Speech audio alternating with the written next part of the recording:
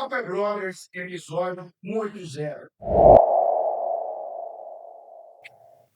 Seria legal, Chico. Primeiro agradecer aí, Xandão, acho que você nos dá de participar do Café Brothers, que é conhecido hoje no Mato Grosso do Sul, graças à expressividade que você tem na apresentação, nos assuntos que você aborda. E dizer a você que está nos assistindo agora, eu sou o deputado estadual Coronel Davi, estou no meu 3º mandato. Iniciei a minha carreira profissional na Polícia Militar, eu sou filho de uma dona de casa, de um policial militar. E o exemplo do meu pai me levou para dentro dos quartéis e eu via nele a personificação de um herói.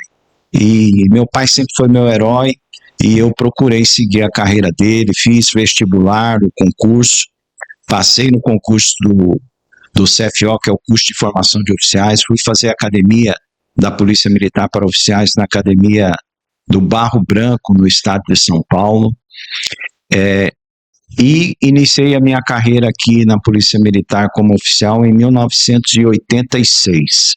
Cheguei até o mais alto cargo na Polícia Militar, no mais alto posto de coronel, e depois eu tive o privilégio de ser comandante-geral da Polícia Militar, o comandante que mais tempo ficou à frente da instituição, de 2009 a 2014, onde a gente pôde construir aí uma segurança bastante eficiente e algo extremamente importante, que era a instituição de forma definitiva dentro da Polícia Militar, da Polícia Comunitária, que é a polícia mais próxima do cidadão, a fim de que a gente possa, junto com a sociedade, evitar o cometimento de crime. Então, a gente está aqui hoje como deputado estadual, já no 3º mandato, e eu espero, e a gente faz isso dentro do nosso mandato, uma defesa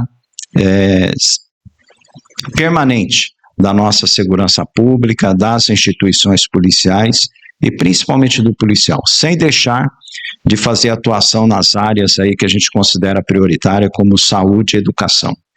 Legal. Casado? Sou casado com a advogada doutora Ana Arminda, desde 1998.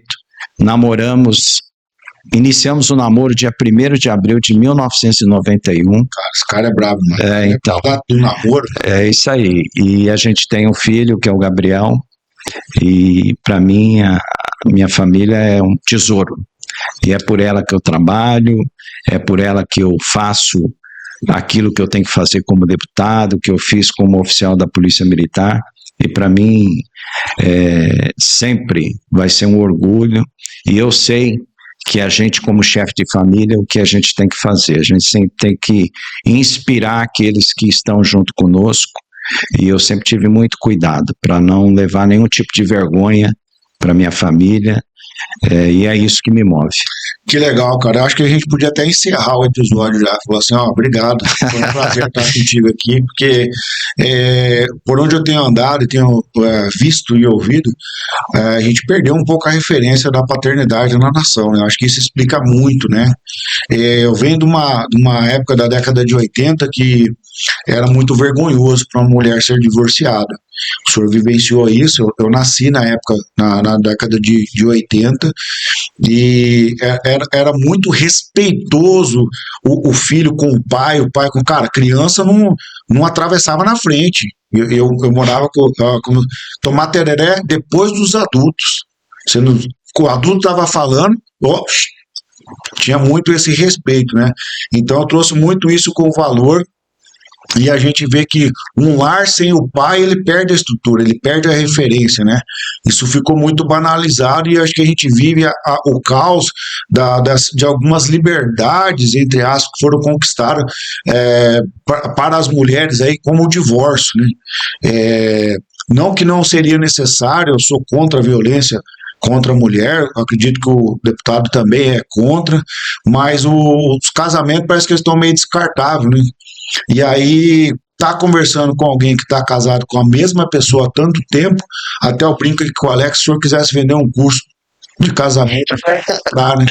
Porque não é fácil manter um casamento. Mas falando um pouquinho da sua parte de formação acadêmica na polícia, lá no Barro Branco, né? O senhor atuou ali, teve uma carreira, vamos dizer assim, muito louvável e meteórica dentro da PM, que isso não é para qualquer um, entendeu? Isso é muito difícil. Eu acho que de, sei lá, 100 mil policiais, um cara chega aonde o senhor chegou. O que é mais difícil na polícia? A parte operacional ou a parte administrativa? E o senhor teve dos dois, né? Sim, Xandão. E eu posso dizer com absoluta convicção, o que move a Polícia Militar é a atividade operacional. Mas a atividade operacional não funciona sem que a parte administrativa esteja a pleno vapor. Dando respaldo. É extremamente necessário, porque a gente depende muito disso, de uma articulação da parte administrativa com a parte operacional, que é o grande cartão-chefe da Polícia Militar, que é de levar a segurança às pessoas, de fazer o policiamento preventivo. E antes de começar aqui, você tinha me falado sobre a essência da Polícia Militar, a essência das polícias de uma forma geral, se a gente tinha perdido um pouco essa essência. A verdade é que as instituições, ao longo do tempo, elas foram se aperfeiçoando. E, infelizmente, ao longo do tempo também, a gente teve a edição de leis que criaram facilidades para o bandido e dificultando, assim, a atividade policial.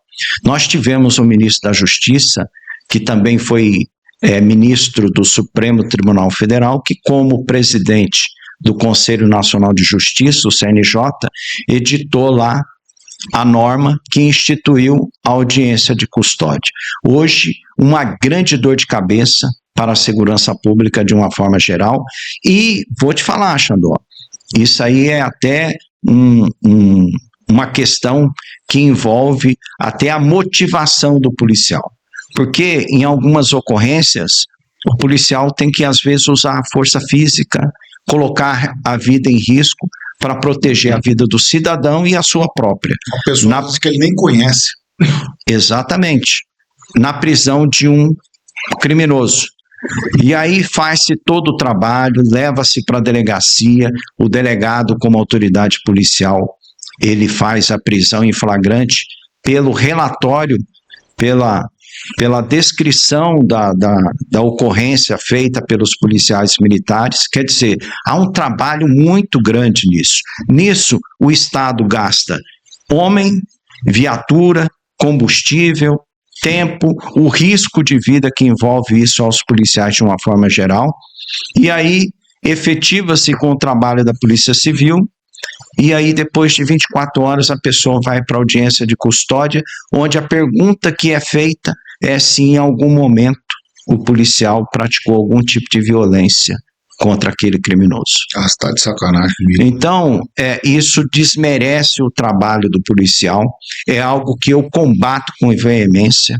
Acho que o Brasil poderia conviver muito bem no combate ao crime sem audiência de custódia, que nós, que somos policiais de carreira, entendemos que a audiência de custódia é uma porta giratória para o crime, porque a gente prende, ele é solto na audiência de custódia, depois de pouco tempo ele está na rua novamente cometendo crime. E aí eu te falo, essa pessoa, e nós já tivemos casos aqui no Brasil e também no Estado, de pessoas que foram presas pela polícia, autuadas em flagrante pelo delegado, mandados para audiência de custódia depois de 24 horas, liberado, ele vai lá depois e pratica um crime. E aí eu te pergunto, quem é que paga essa conta? Quem é que vai lá na família para dizer que por uma decisão tomada nessa audiência possa ter gerado a perda da vida de uma pessoa, ou um crime cometido, a perda de um produto que foi subtraído de um furto ou de um roubo? Então, tem muitas questões que a pessoa, ao invés de fazer uma crítica à polícia, fazer uma análise mais ampla do ambiente que a gente vive hoje, que é um ambiente de muita dificuldade para o policial. O policial hoje tem extrema dificuldade de cumprir a sua função. E mesmo diante dessas dificuldades, ele consegue ainda fazer um trabalho que leva segurança para a população. E aí, às vezes, a população não entende Por que que toda hora aquele fulano que foi preso está na rua? Não depende da polícia. Exatamente. A polícia está prendendo. Alguém nesse processo aí colocou ele na rua. E ele está lá praticando crime de novo. Então, tem muitas questões que são desferidas críticas para as polícias e a gente não tem culpa. Exatamente. Outra coisa, quero comentar com o senhor aqui, antes da gente entrar em um outro assunto. Segurança pública é o principal problema do Brasil? O senhor está de acordo com isso? Não, hoje com certeza, a gente tem problemas localizados de segurança pública, é um problema que atinge grande parte da sociedade brasileira, mas a gente tem outros problemas que a gente precisa cuidar com mais atenção. Por exemplo, saúde nossa. Hoje muitas pessoas dependem do atendimento que é prestado pelo Estado, pela União, pelo município, e que por conta da grande demanda e também por conta do pouco recurso que é remetido para o município, para o Estado, pela União, há uma dificuldade muito grande em se prestar um atendimento melhor à pessoa. Então, para isso, existem os representantes do povo, que é o senador, que é o deputado federal, que é o deputado estadual, que são os vereadores que, através de suas emendas parlamentares, acabam destinando grande parte delas para a saúde dos municípios e do Estado. Entendi. Por exemplo, o deputado estadual, a gente tem 4 milhões anuais de emenda parlamentar para a gente utilizar na educação, na saúde e na assistência social. E 70% desse valor obrigatoriamente tem que ser empregado na saúde. Daí você vê que a prioridade do governo do Estado realmente é contar com a Assembleia Legislativa, através dos deputados, para que a gente possa, em conjunto, nessa união de esforços, a gente poder melhorar o atendimento da saúde. Falta muito, mas há uma perseguição diária por parte aí dos representantes do povo para que a gente melhore efetivamente, porque é muito difícil, Xandó. Eu sou um representante da segurança pública na Assembleia Legislativa, mas hoje tenho muito voto de pessoas sem ligação nenhuma com a segurança pública, graças ao trabalho que a gente desenvolve. Mas se você não tiver saúde...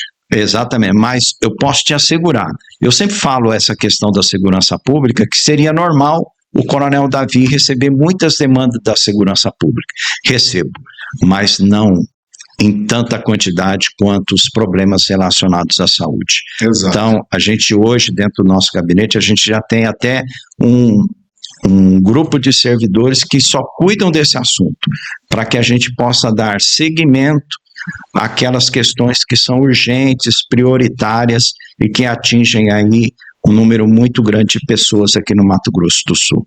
Mas a gente vem conseguindo dar esse tipo de atendimento, porque também o Estado, e me permita dizer aqui agora, teve a preocupação e a sensibilidade, isso envolveu um planejamento muito grande por parte do governo do Estado, em se estabelecer hospitais regionais em cada região do Mato Grosso do Sul, a fim de desafogar também a estrutura de saúde que tem na capital, que antes disso recebia uma infinidade de problemas de saúde do município e as unidades de saúde de Campo Grande não conseguiam dar atendimento.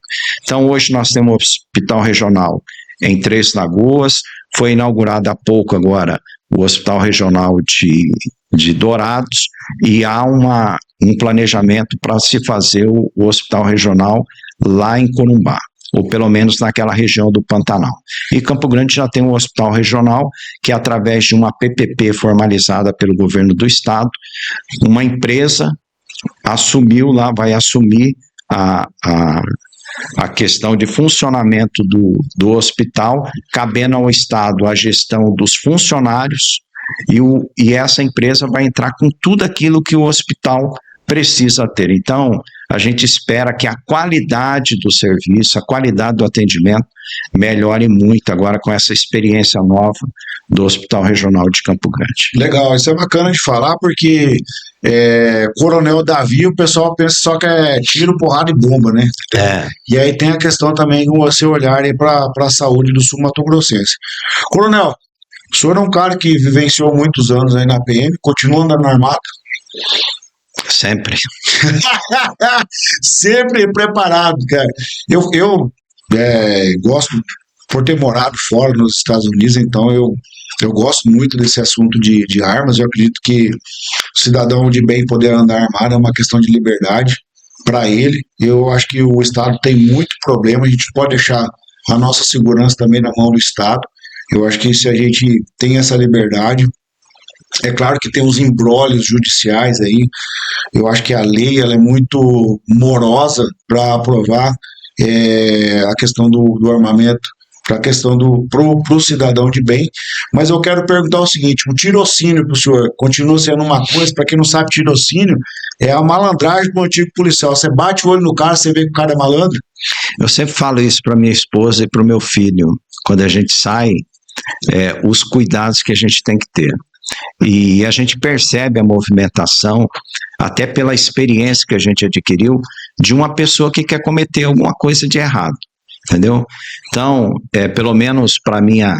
e isso eu fazia antes, quando eu era comandante, levava esse tipo de conhecimento para a população, mas hoje, já aposentado e no exercício de um cargo político, a gente acaba falando isso para quem a gente tem oportunidade de falar, e principalmente dentro da família. Os cuidados que a gente tem que ter na hora de estacionar o carro, na hora de chegar em casa, de perceber algum movimento estranho, dar uma volta no quarteirão para ver se aquela pessoa suspeita já saiu dali. Então, e na hora que a gente bate o olho também. A gente bateu o olho, a gente reconhece o vagabundo. Porque ele na presença da polícia, ele muda a conduta e fica muito transparente para a gente perceber que ele deixou de ter aquela aparência de tranquilidade. Na presença da polícia, ele esboça uma reação de que realmente está devendo alguma coisa. Mas tem cara que consegue disfarçar isso muito bem, né? No meio. Mas geralmente o cara tem os trejeitos, o malandro tem os trejeitos, né? Tem. E aí o que acontece? Até o mais experiente acaba caindo. Malandragem mentira tem perna curta, né? Com certeza. E há muitos anos trabalhando e fazendo isso, essa palavra, o tirocínio, é uma palavra acho que um pouco desconhecida do cidadão comum. É só mais quem gosta mesmo das forças policiais que conhece isso, mas nada mais, nada menos que a experiência de campo.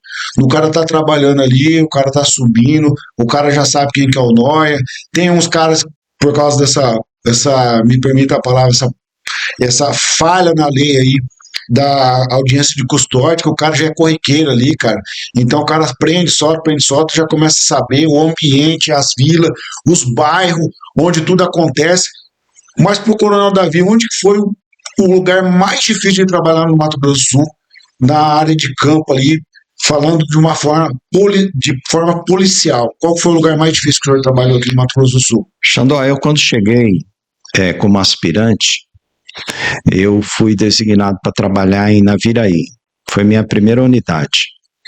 E depois de um certo tempo, e a área ali era muito grande, ia de Naviraí até Sete Quedas, tudo era subordinado a Naviraí, e eu era o subcomandante da unidade de Naviraí. E eu tive que substituir o tenente de Mundo Novo, que saiu, tinha sido transferido, e não tinha muito oficial naquela época disponível para essa função, e eu fui escolhido para ir lá, e continuei como subcomandante, mas comandante também interino em Mundo Novo. E acabei ficando lá mais de um ano. E eu confesso para você, naquela época, 87, 88, era um período muito... em que tínhamos, na época, contrabando de café, e gado também, e muito furto, roubo de veículo nos grandes centros que iam até o Paraguai.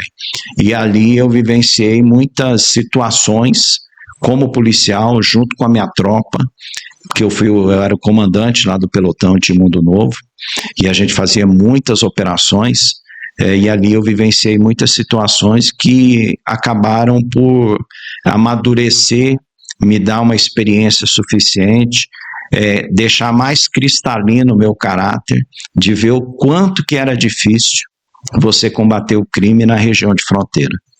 Então, ali eu tive alguns dissabores, eu fui até transferido porque eu tive uma ameaça de morte, e eu até falo que quem salvou a minha vida foi o eterno Coronel Adib Massad. Caraca, esse cara eu queria ter tido a oportunidade que eu tô tendo com o senhor aqui, cara. Pois é, Deus não permitiu isso para você. Com certeza você aprenderia muito só de ouvi-lo falar, como eu tive a oportunidade de aprender muito também.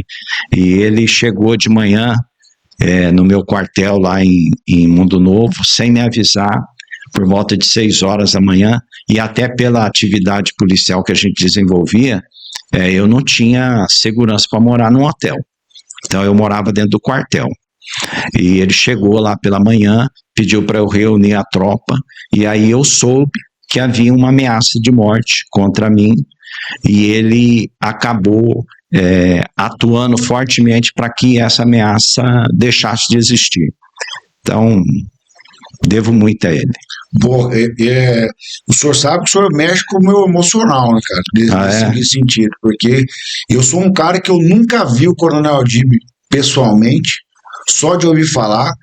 Infelizmente, não tive a oportunidade de ver ele pessoalmente, mas muito fã do trabalho dele, muita admiração, muito respeito pela memória dele. Para mim, um cara extremamente honrado, muito brabo demais no serviço à sociedade. Vagabundo realmente tremia na base quando eu ouvia falar do nome do Coronel Adib.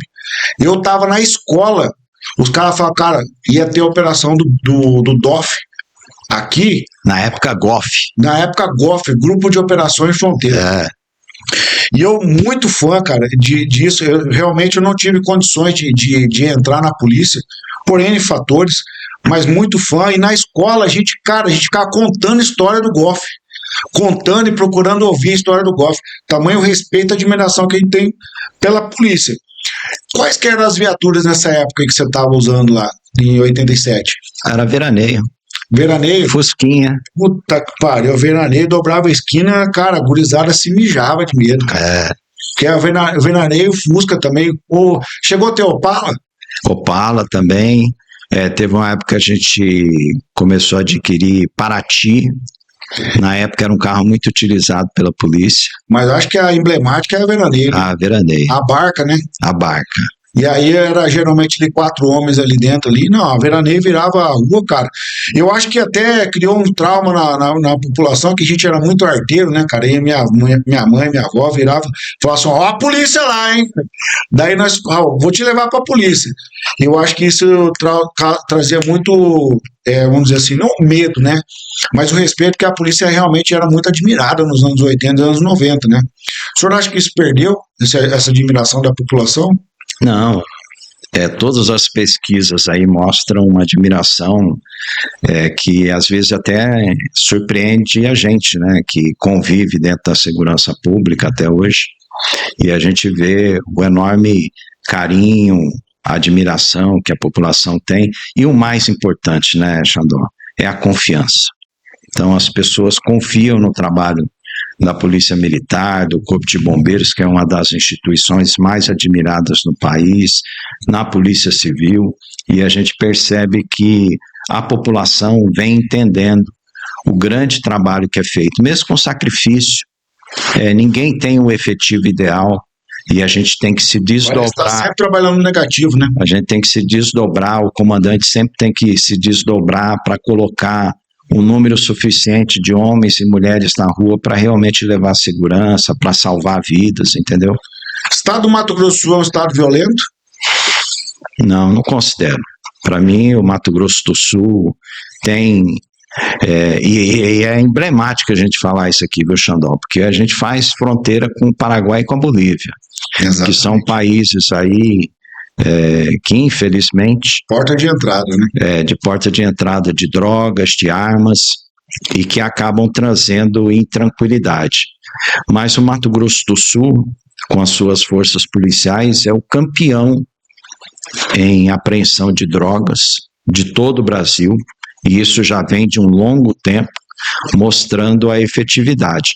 A gente tem condições de fazer apreensão de tudo? Infelizmente não tem, porque nos falta tecnologia, entendeu? Era isso que o governo federal deveria fazer. de criar um programa de vigilância nas fronteiras Com drones, e né? disponibilizar isso para as polícias que trabalham lá, aí sim eu acho que nós teríamos muito mais efetividade do que a gente tem hoje.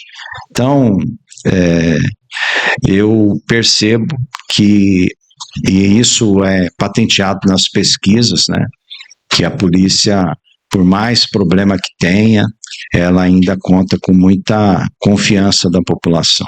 A gente falava sobre o estado do Mato Grosso do Sul ser um estado, eu perguntei se era um estado violento, mas na verdade a minha pergunta foi uma pergunta provocativa, né, para ver como que o deputado respondia, né. Eu sei que tem uma pauta sua da segurança, mas assim, o estado do Mato Grosso do Sul é um estado muito pequeno em relação aos outros estados, né? E eu vejo que nós estamos em ascensão no estado do Mato Grosso do Sul. Queria que o senhor falasse sobre a questão da segurança, que isso reverbera em quem quer investir no estado. Exatamente. Isso é uma demonstração de que o Mato Grosso do Sul, apesar de alguns problemas pontuais de segurança pública, ele é um estado ainda considerado seguro. E não sou eu que estou falando isso. São os números. São os números, é o Fórum Brasileiro de Segurança Pública, que é um instituto que estuda segurança pública no Brasil e que coloca o Mato Grosso do Sul hoje como um dos estados mais seguros do Brasil. E isso, Xandó, tem um grande significado para nós, porque as grandes empresas que estão vindo investir aqui no Mato Grosso do Sul, uma das questões que eles levam em conta, além daquilo que da negociação com o Estado, em questão de benefício fiscal, uma das pautas mais importantes que o empresário que vem investir no Mato Grosso do Sul verifica é a segurança pública. E o governador Eduardo Riedel, sempre que tem alguma atividade com a segurança pública, ele enfatiza isso, que a segurança pública é um diferencial que faz com que o Mato Grosso do Sul continue recebendo esses grandes investimentos na celulose, hoje também da Cutrale, que está com a plantação muito grande ali perto de Cidrolândia. Quer dizer, nós estamos diversificando a nossa matriz econômica, deixando de ser só a agricultura, só o gado, e a gente tendo agora a plena chegada da indústria aqui no Mato Grosso do Sul, criando essa nova matriz econômica que vai nos dar possibilidade de desenvolvimento, de crescimento e criar aí oportunidade para as pessoas poderem se desenvolver aqui no Mato Grosso do Sul. Isso para mim, eu fico muito feliz de ver esse pleno desenvolvimento e essa diversificação no Mato Grosso do Sul. A gente sai do soja e milho, né, e o gado, entramos agora na citrocultura, a celulose também, e a começar a industrializar os nossos matérias-primas, né? Isso é que o senhor disse, traz uma diversificação e quantas oportunidades têm sido geradas de emprego, renda, desenvolvimento. Verdade. Que, na minha opinião, é o único jeito de desenvolver um estado, não é... Claro que tem as coisas pontuais, precisa do assistencialismo, mas o melhor assistencialismo se chama emprego. Renda, desenvolvimento, conhecimento, que vai fazer o cara ter uma independência financeira, e se ele tem independência financeira, isso já foi provado, tá, Coronel Davi? Ele vota melhor, ele escolhe melhor os seus representantes, ele dá um estudo melhor. A primeira coisa que o cara, quando ele gera uma renda, ele vai investir na educação do filho. Ele vai dar uma educação melhor pro filho, ele vai pagar um curso de inglês, ele vai dar uma capacitação, e essa geração vai votando melhor. Eu acredito que isso é um diferencial do estado do Mato Grosso do Sul. Coronel, pegando um gancho aqui com o senhor aqui, falando outros assuntos, poderia ficar aqui o dia todo falando contigo aqui, que eu gosto demais desse assunto sobre segurança, mas nem tudo são flores, né? Nós vivemos aqui alguns problemas dentro do Brasil com grandes organizações criminosas, desde o estado do Manaus, como São Paulo, Rio de Janeiro, e as mais conhecidas aqui no Brasil é o PCC e o Comando Vermelho, que são esparramados pela nação. Como fazer, o que fazer para combater o Comando Vermelho e o PCC, segundo a opinião do Coronel Davi? Bom, infelizmente, como eu disse, né, a gente faz tem um grande problema em relação ao tráfico de drogas, ao contrabando de armas, e isso faz com que o Mato Grosso do Sul seja considerado um corredor para esses crimes. Eu disse aqui anteriormente que o Mato Grosso do Sul é o campeão nacional de apreensão de drogas, de armas, e isso reconhecido pelo Brasil inteiro. Mas a gente ainda tem problema. A gente lembra que o PCC começou nas cadeias lá de São Paulo, eclodiu aquele movimento em 2006 aproximadamente, e aí na prisão das lideranças do PCC na época, infelizmente alguém teve a ideia de distribuir as lideranças para os estados vizinhos, e o Mato Grosso do Sul foi contemplado com algumas lideranças do PCC na época, e que foram recolhidos lá no Presídio de Segurança Máxima de Campo Grande. E ali o PCC acabou se instalando, alastrando, e infelizmente é uma realidade hoje. Não há como a gente fugir disso. E eu entendo que hoje a gente tem uma oportunidade, Xandó, de realmente procurar uma forma de combater com efetividade, com sucesso, com pleno êxito as organizações criminosas. Hoje o PCC virou uma grande empresa. Começou com tráfico de drogas, com contrabando de armas, hoje isso já está sendo levado para a Europa, Ásia, recebem drogas aqui oriundas do Brasil através do PCC. África do Sul, e isso acabou tornando o PCC um conglomerado econômico muito forte, e tendo dinheiro recolhido pelo crime organizado. Há uma discussão hoje no Brasil sobre a possibilidade do PCC e do Comando Vermelho serem considerados organizações terroristas. Os Estados Unidos, e agora se não me engano, ontem no Paraguai, o Paraguai já deu o primeiro passo para efetivar essas organizações criminosas como terroristas, porque tem atuação lá no Paraguai também. Os Estados Unidos também têm essa pretensão, mas a gente percebeu que o governo Lula, como sempre, ele é contra essa designação, alegando para alguns brasileiros que não estão devidamente antenados e com conhecimento dessa problemática, de dizer que isso seria uma invasão de soberania, de considerar duas facções narcoterroristas que nós temos aqui no Brasil serem consideradas essas organizações terroristas. Então, essa é a narrativa vendida pelo governo Lula. Dizer uma coisa para você. Hoje, no Brasil, nós temos a legislação da lei da lavagem do dinheiro, a lei das organizações criminosas, que permite hoje a gente fazer confisco de bens, poder atuar nos laranjas, bloquear contas, uma série de atividades que vai permitir a gente seguir o dinheiro, que é isso que torna fraco uma organização criminosa, porque a gente tem que ir naquilo que interessa para ele, que é o lucro, que é o dinheiro, que é aquilo que faz com que ele mantenha as atividades criminosas. Mas só que isso tem um limite, quando isso só acontece no Brasil. Como eu te falei, hoje o PCC expandiu a sua atividade criminosa. E o Comando Vermelho também.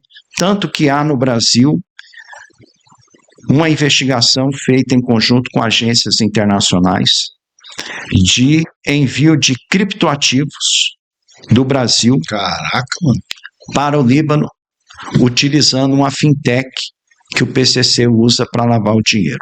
Então, já havendo uma conexão operacional entre o PCC e o grupo Hezbollah do Líbano. Então, muita gente fala assim, o PCC tem essa questão com o Hezbollah, tem essa investigação que mostra que hoje há uma conexão. Então, como eu falei antes, tem um limite, e esse limite impede que essa atividade criminosa que vá para um outro país em que o Brasil precisa adotar algum tipo de ação judicial, de bloquear o dinheiro, de impedir a remessa, de asfixiar financeiramente a organização criminosa. A gente não consegue isso.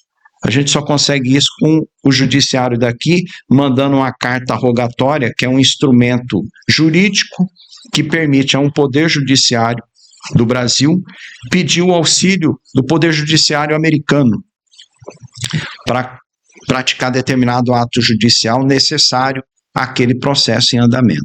Então, é uma atividade que leva muito tempo. E aqui nós não temos a possibilidade de fazer uma sanção global automática, de fazer uma decisão do nosso judiciário aqui ter uma influência em outro país. Então, por isso que é necessário que a gente considere aqui no Brasil o PCC e o Comando Vermelho como organização terrorista, porque isso vai fazer com que nós possamos colocar, junto com os Estados Unidos, criar aqui também uma lista do terrorismo, que é o que existe nos Estados Unidos chamado FTO, que é as organizações terroristas estrangeiras. E isso vai permitir que o Brasil possa ter a efetividade que outros países da Europa têm de bloquear o recurso financeiro utilizado na lavagem de dinheiro, no tráfico de drogas, e que acaba levando insegurança pública aonde há a atuação dessas organizações criminosas. Então, hoje, para quem está nos ouvindo, entenda de uma vez por todas, o governo que está aí, o governo Lula, ele não é partidário dessa opinião. Ele não quer que o PCC e o Comando Vermelho tenham essa denominação de organizações terroristas. E aí a gente volta no tempo, em 2022, quando o Lula ganhou aquela eleição estranha do Bolsonaro, houve uma comemoração dentro dos presídios, porque o Lula ganhou. Isso é uma opinião minha, né? Não tenho nenhum problema, apesar de a gente vive tempos sombrios que às vezes você pode ser condenado por uma opinião aqui no Brasil, mas esse é assunto para uma outra hora. Para mim, preso não deveria votar. Como que preso vota? Se o cara foi contra a lei que já é estabelecida na nossa Constituição, que direito que ele tem de votar? Nenhum. Isso acontece aqui no Brasil. Houve uma modificação na lei, foi aprovada dentro da Câmara dos Deputados, foi para o Senado Federal, voltou para a Câmara dos Deputados e houve a intenção de se tirar realmente essa obrigatoriedade do preso votar. E a gente espera que as coisas comecem a andar na normalidade aqui no Brasil. Por isso que eu julgo extremamente importante que o povo brasileiro, vendo um governo que não tem preocupação com a segurança pública da população, principalmente nessa negativa em relação às organizações criminosas, vem atacando o bolso do trabalhador, do dono, do pai de família, do empresário, ao instituir aí diversos impostos que acaba travando a atividade econômica e criando problema para quem gera emprego no Brasil, Exatamente. Que são os empresários. Não é o governo que gera emprego, e sim é a atividade econômica mantida pelo comércio, pela indústria, os empresários de uma forma geral, que acabam criando oportunidade de emprego para as pessoas. E hoje, essas pessoas estão com extrema dificuldade, porque o Brasil, ao invés de ajudar aquele que gera emprego, gera riqueza, ao invés de ter ajuda, ele tem as costas do governo. Então, mas eu espero, até como integrante do Partido Liberal, que é o partido do presidente Jair Bolsonaro, que hoje, mais uma vez, passou mal na prisão, quando o Supremo Tribunal Federal disse que ele poderia ficar na Papudinha, onde ele teria toda a assistência médica. Isso se mostrou não ser verdadeiro, porque hoje, pela madrugada, ele passou mal e teve que ser levado com urgência para o hospital lá em Brasília. Então, é uma perseguição sem fim. Mas a gente tem uma solução para isso, Xandó. Nós temos uma solução para isso esse ano. Seria essa solução? Esse ano, da gente realmente mudar as questões, essa situação que a gente vive aqui no Brasil, que é de oferecer uma outra alternativa para o povo brasileiro, uma alternativa de quem realmente tem preocupação com as pessoas, tem preocupação com a família, tem preocupação com o patriotismo, entendeu? Com a fé das pessoas e de dar segurança e de dar tranquilidade que ele não vai ser assaltado amanhã. Assaltado pelo governo, pela instituição de novos impostos. Então, o PL tem uma opção que vem se mostrando ser a melhor para o Brasil. As pesquisas já indicam isso e a gente vai trabalhar muito para eleger o nosso candidato a presidente, que é o pré-candidato ainda ao senador Flávio Bolsonaro, e o Mato Grosso do Sul vai ter um papel preponderante disso, porque no ano que vem nós temos que eleger o nosso presidente da República e a gente tem que ter a maioria no Senado Federal.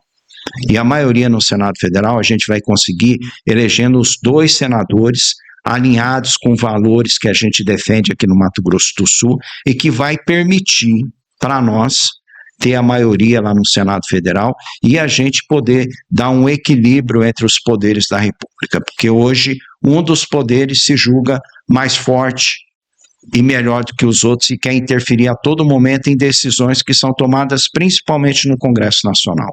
E para efetivar isso, a gente precisa de um presidente da República com esse tipo de consciência e um Senado Federal forte e que defenda os interesses dos brasileiros. E para defender os interesses do brasileiro, a gente precisa colocar a primeira ordem na casa.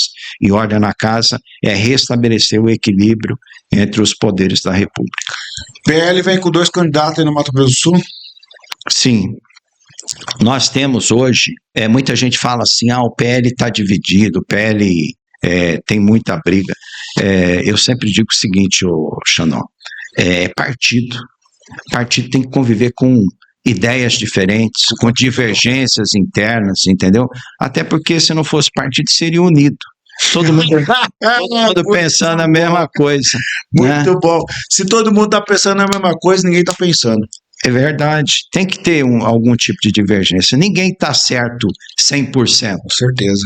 Então, a gente precisa conviver com contraditório para a gente achar o melhor caminho. Mas já tem os candidatos aí? Quer falar aí? Já temos. Nós temos hoje 4 pré-candidatos ao Senado Federal.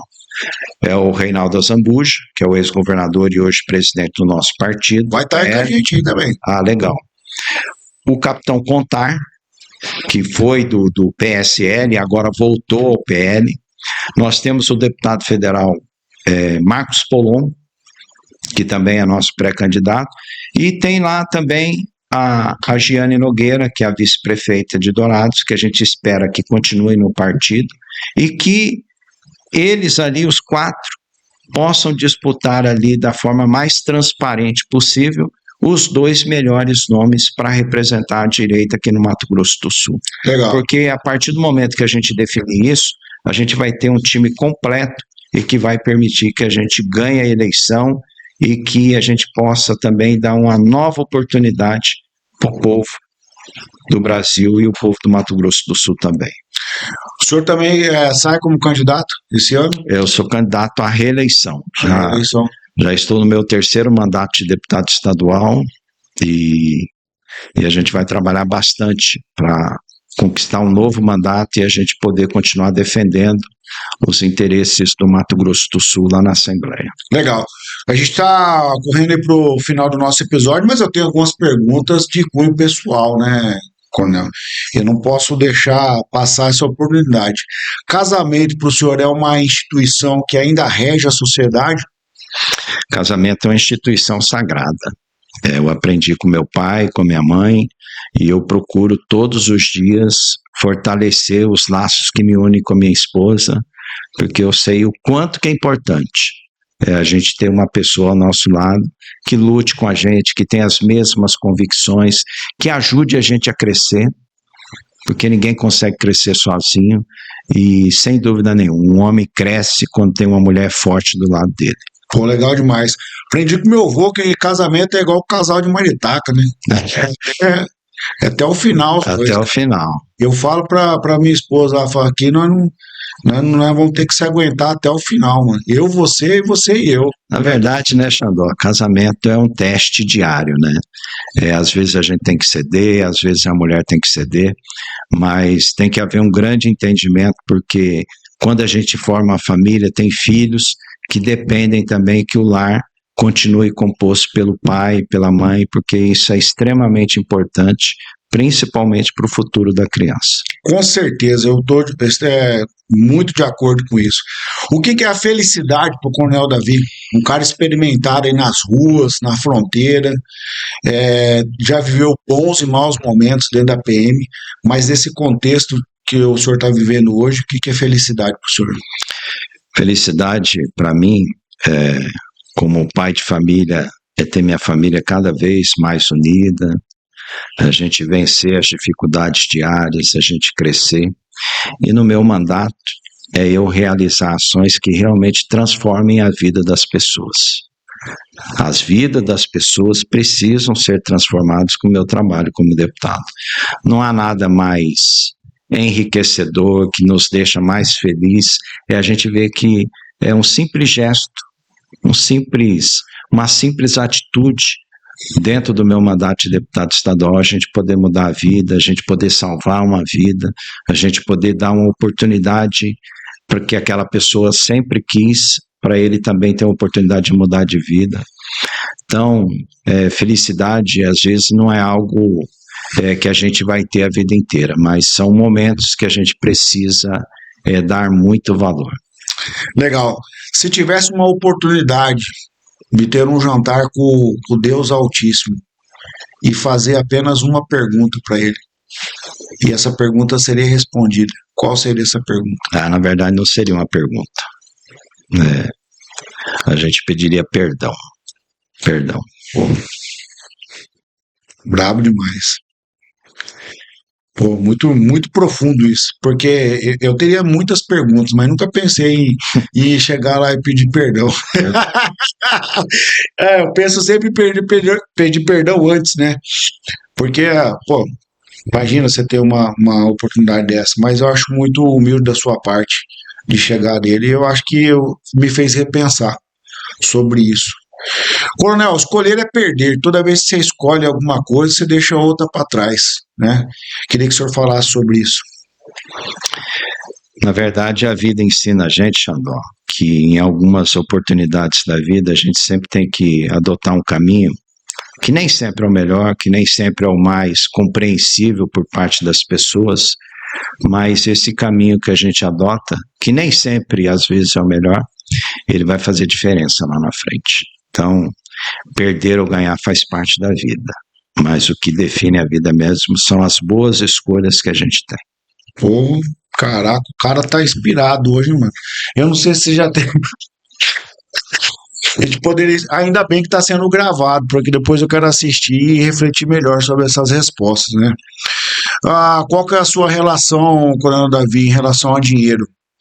Dinheiro? Eu tenho uma boa relação com o dinheiro. Não deixo o dinheiro mandar na minha vida, mas a gente sabe o quanto que o dinheiro é importante para a gente dar melhores condições, não só para a nossa família, mas também através de ações no mandato, a gente criar oportunidades para que a pessoa tenha acesso ao dinheiro e mude a sua vida também.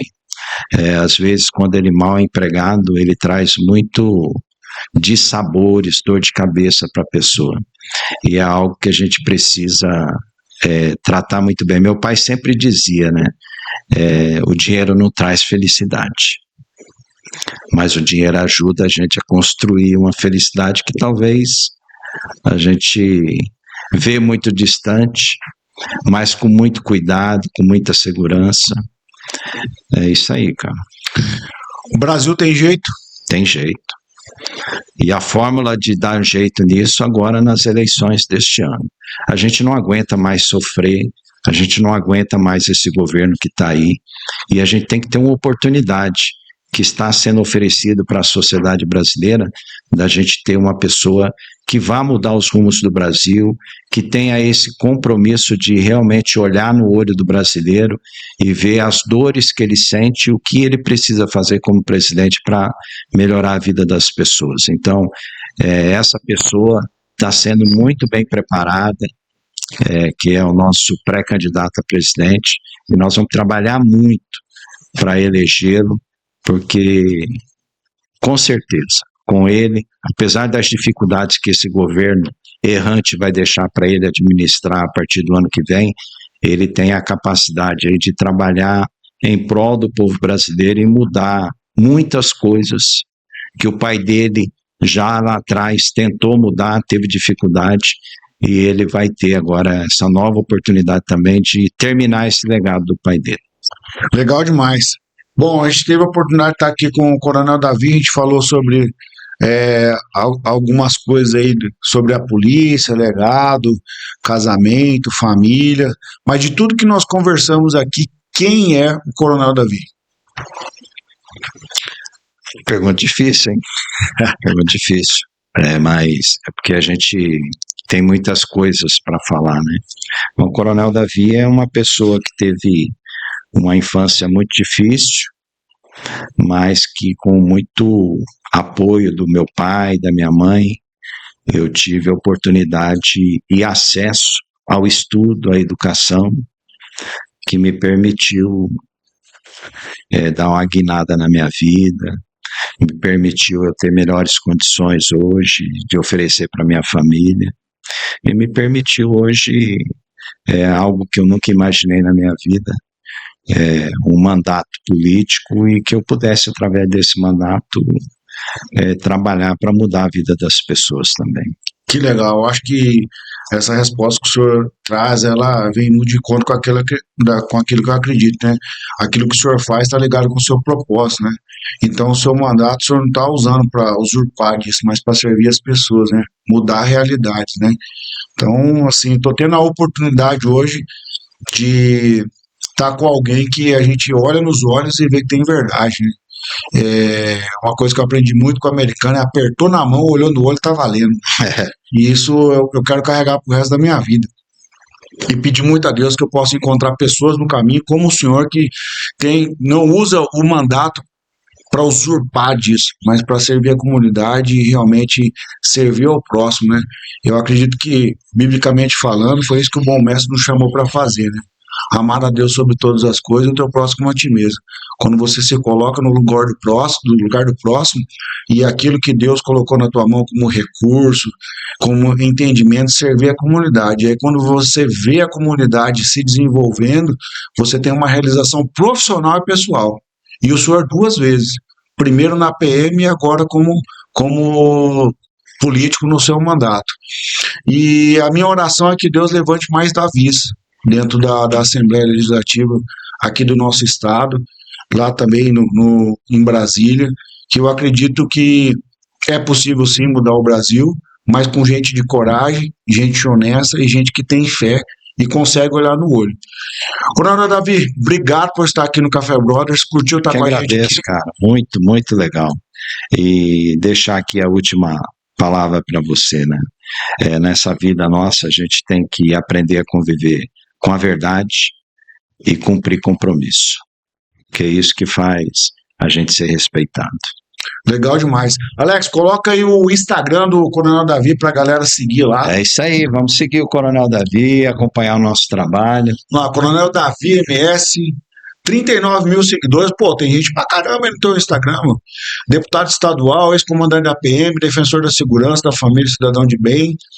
Rola um pouquinho pra baixo aí, Alex, pra galera ver aí. Tem uma galera aí braba aí, ó. Os destaques, pô, aqui você tá com sangue nos olhos, hein, cara, aqui, hein. Aí a gente tava brigando ou melhor, discutindo, né, com o pessoal do PT que falou que fez uma crítica à Polícia Militar. Legal demais. Galera, se você chegou até o final aqui, então vai lá, se inscreve no nosso canal no YouTube, compartilha para todo mundo aí para chegar mais boas notícias como essa aqui, esse assunto que a gente falou hoje. Segue também a gente no Instagram lá, @CaféBrothers. E Alex, o que o nosso convidado merece, Alex?